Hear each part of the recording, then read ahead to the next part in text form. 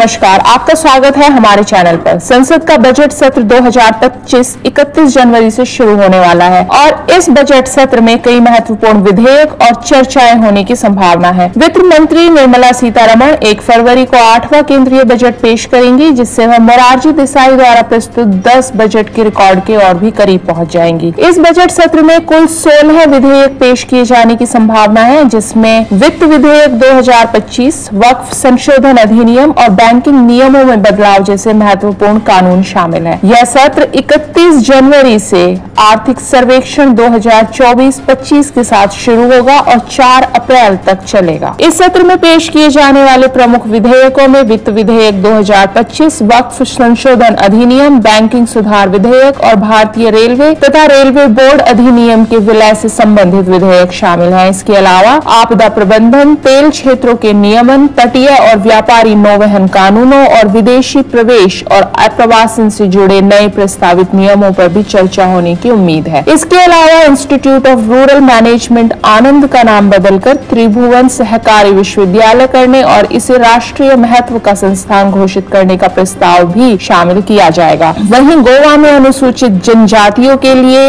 विधानसभा seat के पुनः आवंटन पर भी विधेयक लाया जाएगा, जिससे आदिवासी समुदाय को बेहतर राजनीतिक प्रतिनिधित्व मिल सके। वक्फ संशोधन विधेयक 2024 संसद में पिछले साल, आपको याद होगा, अगस्त में पेश किया गया था। इसमें 44 बदलावों का प्रस्ताव है, जिससे मुस्लिम धार्मिक और परोपकारी संपत्तियों के प्रबंधन के नियमों में संशोधन किया जाएगा। लेकिन जैसे ही यह विधेयक संसद में रखा गया था, विपक्ष ने इसका जबरदस्त विरोध किया था और इसे सीधे जेपीसी को भेज दिया गया था। जेपीसी की 3 दर्जन से ज्यादा बैठकें हुई हैं। हालांकि उसके बाद भी विपक्षी दलों ने आरोप लगाया है कि उनकी आपत्तियों को पूरी तरह नजरअंदाज किया गया। सत्तारूढ़ भाजपा और उसके सहयोगी दलों के 14 सुझावों को रिपोर्ट में शामिल किया गया है, जबकि विपक्ष द्वारा दिए गए 44 सुझावों को पूरी तरह खारिज कर दिया गया है। अब यह विधेयक इस सत्र में बहस के लिए प्रस्तुत किया जाएगा और इससे संसद में जबरदस्त हंगामा होने की भी उम्मीद है। वित्त विधेयक केंद्रीय बजट का एक महत्वपूर्ण हिस्सा होता है, जिसमें बजटीय प्रस्तावों को लागू करने के आवश्यक प्रावधान होते हैं। इस बार सरकार डायरेक्ट टैक्स कोड को पेश कर सकती है, जिससे 1961 के आयकर अधिनियम को पूरी तरह बदलने का प्रस्ताव है। नया डायरेक्ट टैक्स कोड कर नियमों को सरल और स्पष्ट बनाएगा, जिससे करदाताओं के लिए टैक्स भरना और रिटर्न फाइल करना आसान हो जाएगा। ताजा रिपोर्टों के मुताबिक यह नया टैक्स कोड इस बार के वित्त विधेयक में शामिल नहीं होगा, बल्कि इसे बाद में एक अलग विधेयक के रूप में पेश किया जाएगा। लेकिन इसके बावजूद वित्त विधेयक में बैंकिंग सेक्टर में सुधारों और निवेशकों की सुरक्षा के लिए कई अहम संशोधन किए जाएंगे। सरकार बैंकिंग क्षेत्र में प्रशासनिक सुधार लाने के लिए नए संशोधन पेश करने जा रही है। इससे बैंकों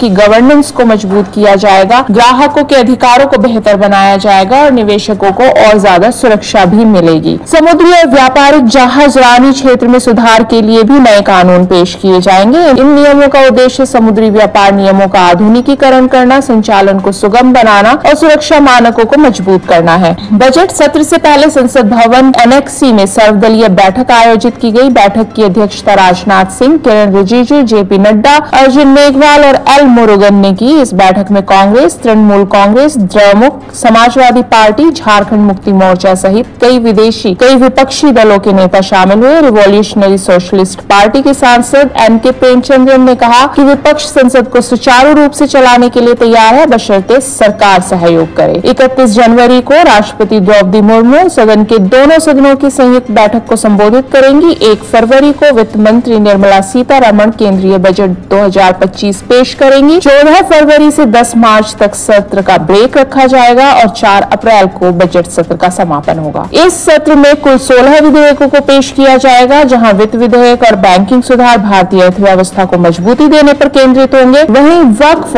विधेयक बड़ा राजनीतिक विवाद खड़ा कर सकता है। इस सत्र में विपक्ष और सरकार के बीच तीखी बहस की पूरी संभावना है। बजट सत्र के बारे में फिलहाल इतना ही और नई खबरों के लिए जुड़े रहिए हमारे साथ।